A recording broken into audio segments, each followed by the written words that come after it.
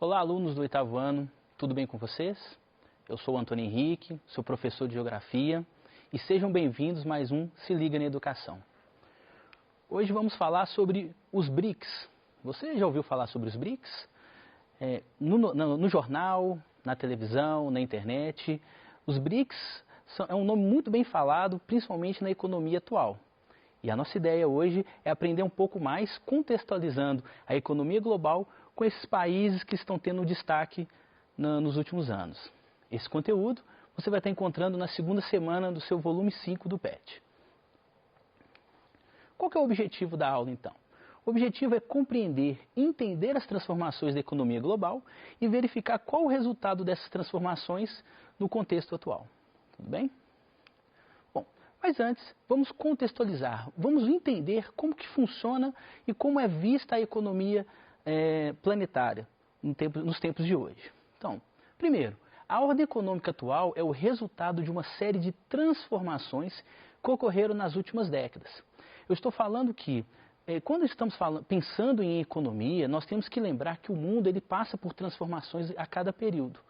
Nesse caso, nós vamos estar pensando de um mundo pós-Segunda Guerra Mundial, onde existe uma ordem chamada ordem bipolar. Só para a gente recordar aqui, a ordem bipolar é a ordem aquele período onde Estados Unidos e União Soviética disputavam a economia global através da sua ideologia e do seu poderio militar. Depois do mundo bipolar, temos que lembrar que surgiu uma nova ordem, chamada ordem multipolar, também conhecida como nova ordem mundial. Nessa nova ordem, o que prevalece é o poder econômico, não mais as ideologias denominadas capitalistas e socialista. Bom, outro aspecto importante é o reflexo do avanço de um modelo econômico voltado ao consumismo.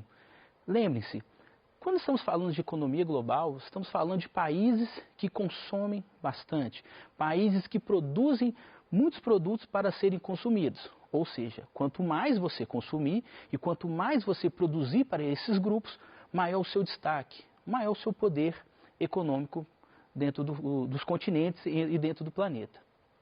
E também não podemos esquecer de falar da globalização e dos avanços tecnológicos. Se não houvesse a globalização e esses avanços, muito do comércio mundial, muito dos meios de transporte que existem hoje, não aconteceriam. Você já imaginou comprar um produto que vem de outro país, mas sem a presença de aviões? Pois bem, esse é o cenário que existe na economia global. Mas já que estamos falando de economia global, vamos relembrar um pouco aqui como que era o mundo organizado pós-Segunda Guerra, ou na ordem bipolar. Nessa época, o mundo era dividido em 3 mundos. Primeiro mundo, que está em destaque na cor azul, o segundo mundo, que está em destaque na cor vermelha, e o terceiro mundo está em destaque na cor verde. O primeiro mundo era conhecido como países capitalistas desenvolvidos. Todos aqueles países que estavam vinculados à ideologia norte-americana, países que estavam industrializados, países que tinham um poderio econômico voltado ao capitalismo. No segundo mundo, eram os países socialistas, todos os países voltados ao modelo ideológico soviético, onde o Estado tinha o poder sobre a economia. E o terceiro mundo são os países capitalistas subdesenvolvidos, também conhecidos como países periféricos, ou seja, países que dependiam da economia ou dos países dos Estados Unidos e seus aliados ou da influência da influência soviética naquele período. Eu quero voltar ao mapa aqui só para nós percebermos a posição do Brasil. Percebam que o Brasil ele está localizado entre os países considerados de terceiro mundo. Uma dica, alunos: se caso você ouvir falar no termo terceiro mundo, ou classificar o Brasil como terceiro mundo, não aceite, pois essa forma de regionalizar o mundo e essa forma de caracterizar o Brasil não dá mais certo, ela está errada. Bom, após o fim da União Soviética, surgiu uma nova forma de organização econômica, que nós chamamos de regionalização Norte-Sul. Nesse caso, ela divide o planeta Terra em 2 grupos: os países ricos, que estão no norte, e os países pobres, que estão no sul.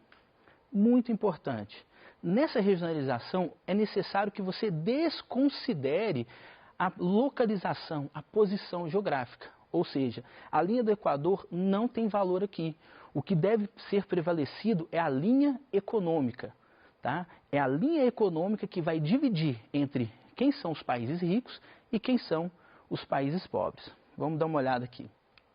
Bom, percebam no mapa, e aí eu quero mostrar para vocês um ponto bem interessante, que o mapa ele é dividido em dois grupos.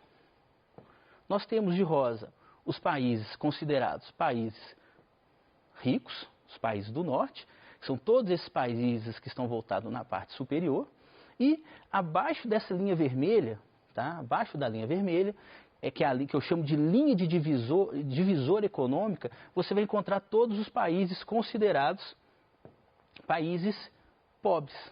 Tá? Percebam então a importância de analisar esse mapa.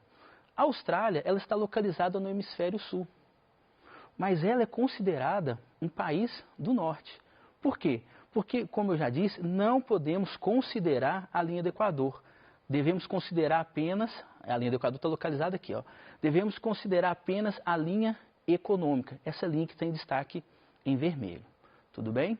E outro ponto importante desse mapa é verificarmos o Brasil. Nesse caso também, o Brasil é considerado um país subdesenvolvido, um país considerado do sul. Tudo bem?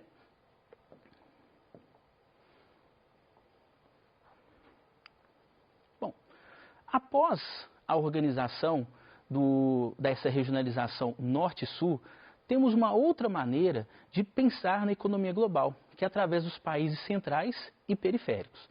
Nesse caso aqui, nós deixamos de falar, de pensar somente na questão econômica, mas também temos que pensar na forma de influência que esses países possuem. Então vejamos, nos países centrais e periféricos está associada a importância que os países possuem no mercado econômico mundial. Ou seja, países centrais são os países que possuem um domínio econômico e político sobre os países pobres. Tá? O país central, então, ele vai dominar, ele vai fazer com que outros países sejam dependentes dele. Já os países periféricos apresentam uma relação de dependência aos países ricos. E é uma dependência tanto econômica, também uma dependência de desenvolvimento tecnológico. Ou seja, as indústrias dos países periféricos são indústrias que são atrasadas e sempre vão precisar de serem modernizadas através de acordos com os países centrais. Nesse caso, o mapa que melhor representa essa relação países centrais e periféricos é essa representação plana do planeta Terra. Percebam que no centro eu tenho os países considerados centrais. Apesar da Austrália ser uma central, ela está fora desse centro, por causa da sua posição geográfica. E todos os outros países que não estão no centro são considerados periféricos.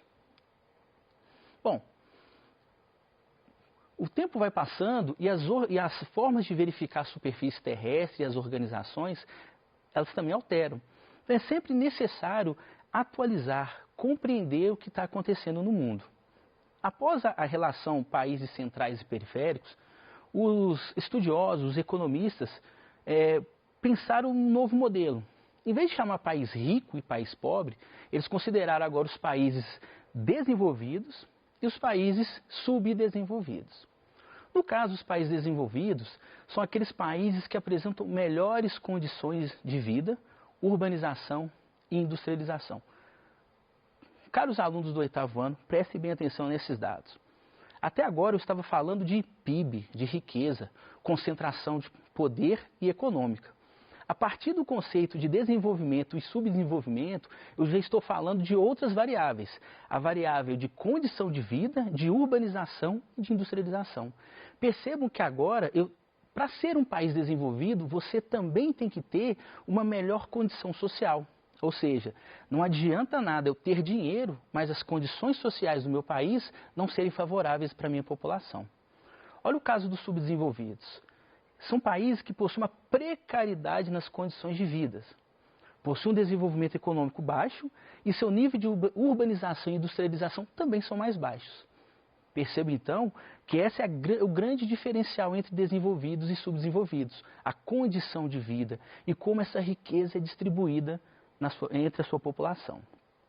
Enfim, e o que são então os países emergentes? a partir daquela consideração de países desenvolvidos e países subdesenvolvidos, surge então um grupo de países que começam a ter uma melhora econômica, começam a ter um potencial melhor do que os outros. Esses países são chamados de países emergentes. Então, países emergentes são os países, alguns países subdesenvolvidos, que nas últimas décadas, eu estou falando de 1990 para cá, tiveram um crescimento econômico e expandiram o seu setor secundário e terciário. Ou seja, eu estou falando de países que aumentaram a sua industrialização e aumentaram sua quantidade de comércio. Tá? Além disso, esses países tornaram-se potências regionais. O que quer dizer isso? Quer dizer que aonde ele vive, aonde ele está localizado, no continente que ele está presente, ele acaba sendo uma referência econômica para os outros países. Porém, apesar do crescimento econômico, lembre-se que eles eram países subdesenvolvidos.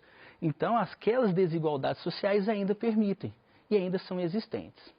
No caso dos países emergentes, aqueles que mais se destacaram, aqueles que tiveram uma mudança, foram os países denominados BRICS. Os BRICS, então, ficaram conhecidos por redefinir a organização do espaço mundial. O que quer dizer isso? Quer dizer que no espaço econômico atual não existe negociação sem a participação dos BRICS. Pá, professor, você está falando BRICS para lá, BRICS para cá, mas quem são esses BRICS? Muito simples.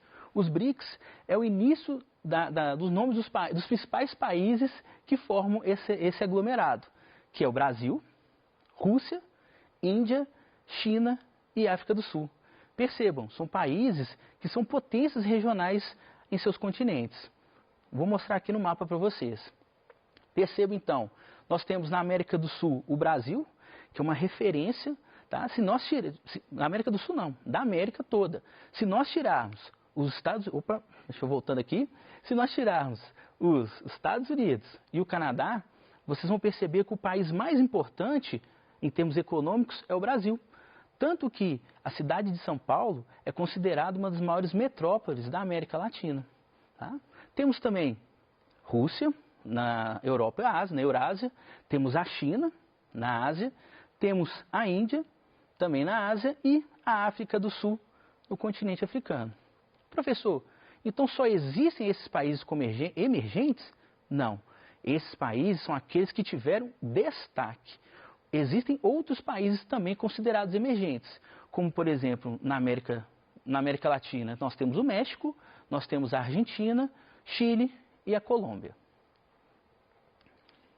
Bom, só para a gente compreender o tamanho desse BRICS, o tamanho desse grupo, olhem só, os BRICS representam 42% da população, ou seja, quase a metade da população global. 23% do produto interno bruto, o PIB, quase um quarto do que é produzido no mundo. Apresenta 30% do território. 30% do território é quase um terço de possibilidades de matéria-prima que podem ser vendidas e transformadas. E apresenta 18% da economia. Ou seja, são países que estão presentes, sim, nas principais economias globais e nas discussões atuais pelo mundo. Bom, professor, os BRICS é um bloco econômico? Não. Os BRICS é um grupo de países que buscam a cooperação.